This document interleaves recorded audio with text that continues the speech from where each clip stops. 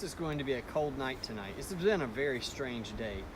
We started today out first thing this morning when the sun rose at like 56 degrees Fahrenheit, and it's done nothing but get colder as the day goes on. They're calling for some of the coldest temperatures that we've had all winter tonight. It's supposed to drop down to approximately 17 degrees Fahrenheit. And so, you know, some of you might think that I'm absolutely crazy, but I was just drooling to get out.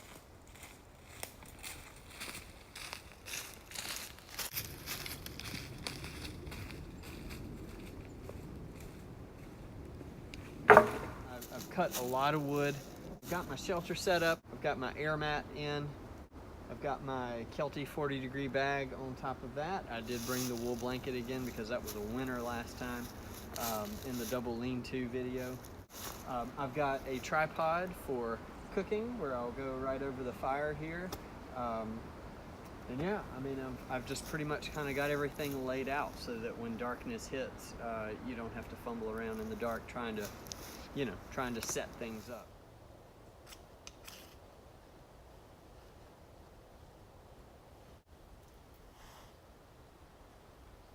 Okay, so I feel certain that there's no way you'll be able to see this on camera, but I'm gonna take a video of it anyway. I stood up here, was just kind of stretching my legs while my food cooked, and I looked up behind me, up the hill, and I saw this bright light. I thought there was somebody up on top of the hill with a searchlight or something, but I just don't know that there's any way you'll be able to see it. I mean, and I'll zoom in as much as I can, but that bright light up there, that is the moon. I mean, it looks like a spotlight up there. So it turns out that there is a super blood wolf moon tonight. What a ridiculous name that is. So it turns out that the super part is because it's going to be closest to the earth, so it's going to appear pretty large. The blood is because I guess, I don't know, it's going to have like a reddish hue to it.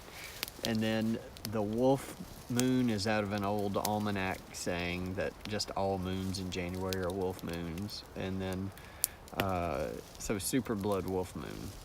Okay, about to eat my soup.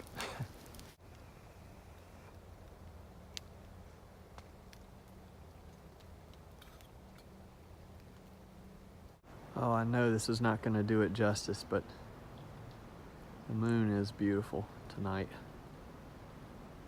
I mean, it's so bright, it's amazing. All right, gang, it's about 10:30. Temperature is about right at the freezing point, about 32 degrees Fahrenheit.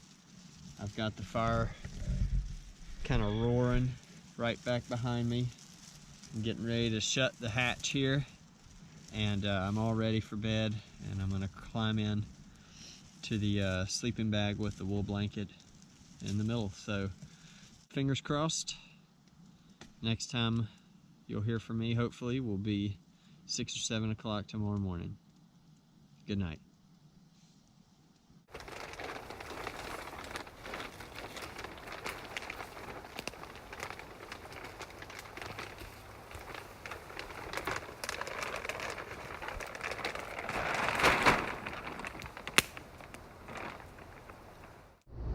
Good morning. No, I'm not in the woods, and no, I did not have camera failure. I ended up bailing last night, and it's about 11 o'clock the next morning. Here's what happened. So I woke up about 20 minutes after 1. So I got about a solid 3 hours of sleep last night. And when I woke up, the fire had gone out, and it had gotten considerably cooler there in my little shelter.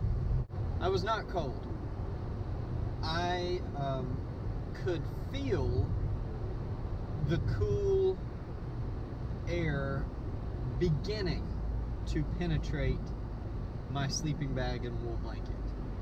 I peeked at my clock, and when I saw that it was 20 minutes after 1, I was left with a couple of decisions. I could get out of the sleeping bag and add fuel to the fire, reignite that fire, get it going, and maybe end up falling back asleep. That was a very valid possibility, and I could have. But I don't know. I think for me, my goal for this outing was to figure out what the boundaries of my gear are. And at that point, at 20 minutes after 1 in the morning, with it below freezing, I think it was about 25 or 24 degrees Fahrenheit, I had figured out what the boundaries of my 40-degree sleeping bag plus a wool blanket in a shelter, I had figured out what those limits were. I did have an exit strategy, and I decided that I didn't want to sit there and kind of suffer the rest of the morning. Had it been, I don't know, maybe 4:30 or 5 o'clock, I probably would have stayed. But with it being 20 minutes after 1 and there being like 6 hours left before the sun was even going to come up, I decided to bail. So I packed up everything except for my shelter, and I hiked out. Now, I would not typically suggest to anybody really hiking in the dark. It's not fun. Two things though. I did camp close to where I parked, and I know the area. I'm very, very, very familiar with the area that I was in. And so I knew there was no way of getting turned around or disoriented. It took me about, I don't know, about 20 or 25 minutes to get back to the car. I went home, I took a nice warm shower, and I crashed. So I'm on my way back now to pick up the shelter.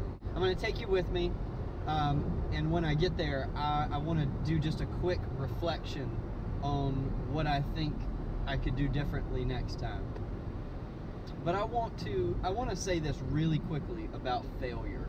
And I've decided to publish this video. There is a part of me that is saying, don't publish this, don't publish this. This will be seen as a failure, and it'll give anybody who's, you know, trying to troll me, it'll give them ammunition to do so. And you know what? I've decided that if you're so petty that you want to troll me for bailing on a camping trip, then that's really sad, and you just go right ahead and knock yourself out. Have fun. You know, go ahead and give the video a dislike. But I don't care. I mean, our failures are only failures if we fail to learn from it. And I've learned that my 40-degree bag with a wool blanket inside is good down to about the freezing point, down to about 30 to 32 degrees Fahrenheit.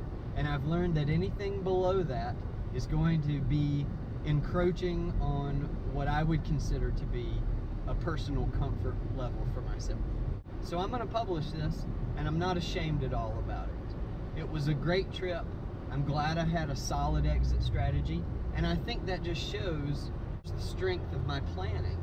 I'll catch back up with you as I get out to the shelter.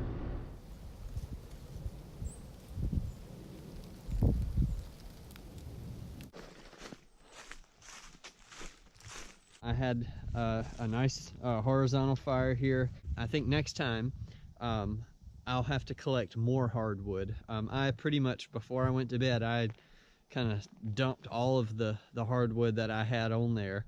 And it got me, you know, a good solid 3 hours.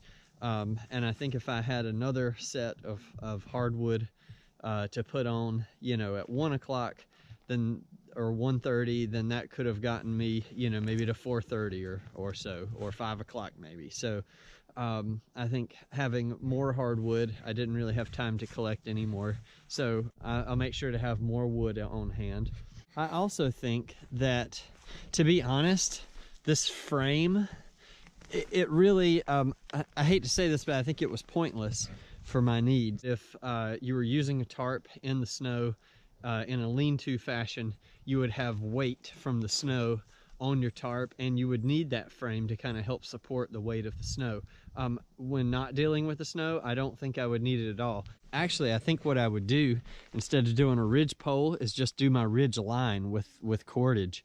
And then instead of the frame at the back, I could just stake it out. I'm at the third tie-off point at the back.